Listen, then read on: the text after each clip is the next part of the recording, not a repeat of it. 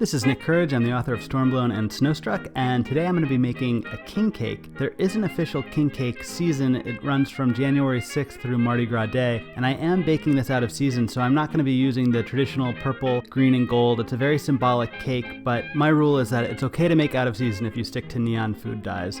Here's a picture of me as a kid waiting for a parade in a J.R.R. Tolkien shirt and Umbros. That's my mom, and some of you might recognize a baby Ian Neville from the New Orleans band Dumpsta Funk. When I was a kid, my favorite king cakes came from this pastry shop called Mackenzie's.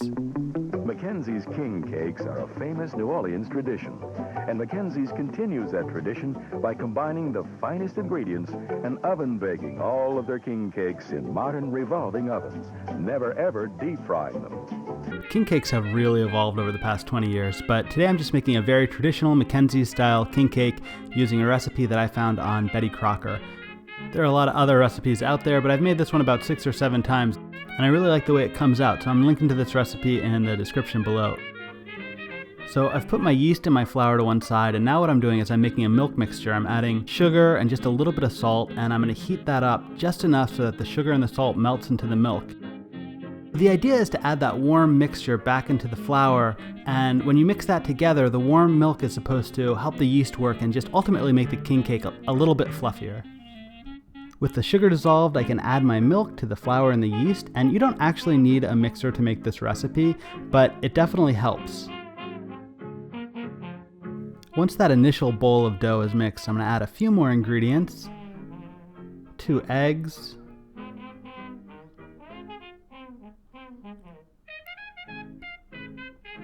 Let's start mixing that in slowly.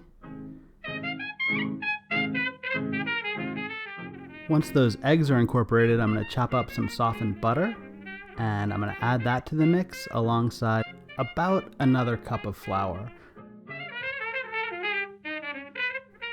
The goal here is to get a nice stretchy dough that clears the side of the bowl when mixed, and if it's a little too tacky, you can always add another tablespoon or 2 of flour. This is starting to look really good.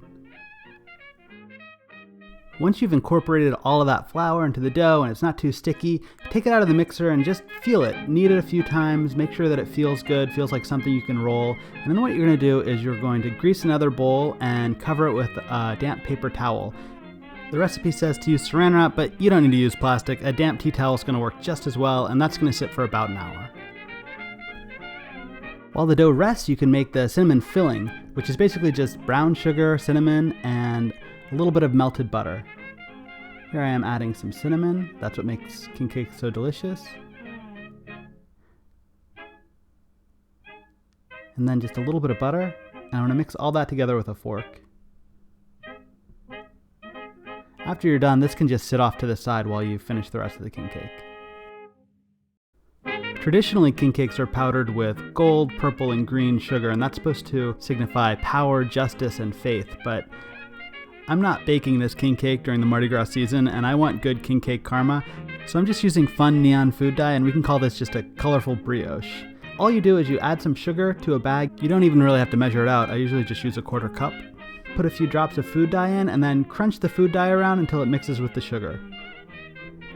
The more food dye you add, the darker the color. This purple came out just a little bit too dark, so I didn't end up using it. Fair warning, you will end up with bags of colored sugar that will sit in your cabinet for years. I went with a neon blue for this next bag. Definitely not a traditional king cake. Mushing them all up. This is very satisfying.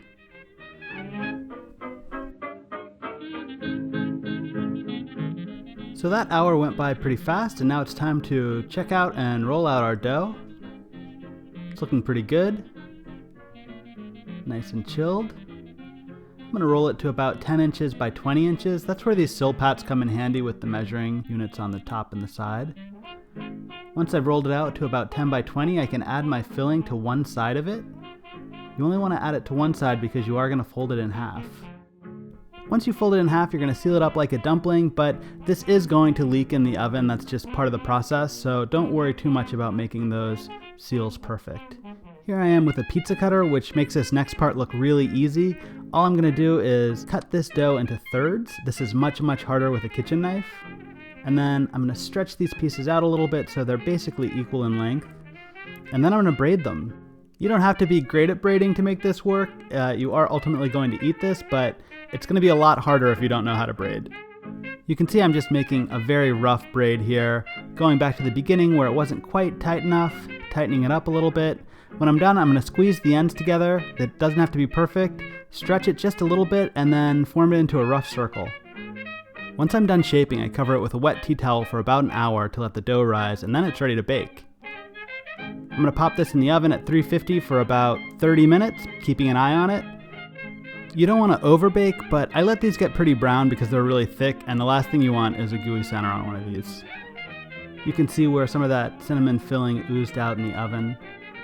The next step is the fun part, but you have to make sure the king cake is cool first or else the icing is just going to melt right off of it. To make the icing, I'll just use confectioner's sugar and mix it with milk and just a little bit of vanilla. The recipe only calls for 1 cup of confectioner's sugar, but I like my king cakes really gooey, so I'll double that recipe.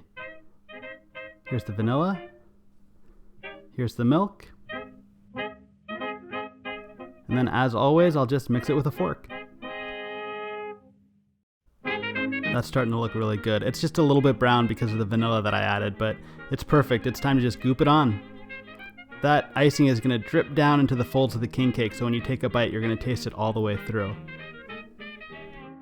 I also like a lot of icing because it's the glue for the colored sugar, so before that icing has a chance to dry while it's still wet, go ahead and pour as much of that sugar as you want on the top of the king cake. I know this looks incredibly excessive, but I'm just really looking for a full coverage, and I'm going to take a little silicone brush and brush off some of the excess when I'm done. Okay, this is looking pretty good to me. It's time for finishing touches. Just going to push it into all the little crevices. Awesome. This is my favorite part coming up.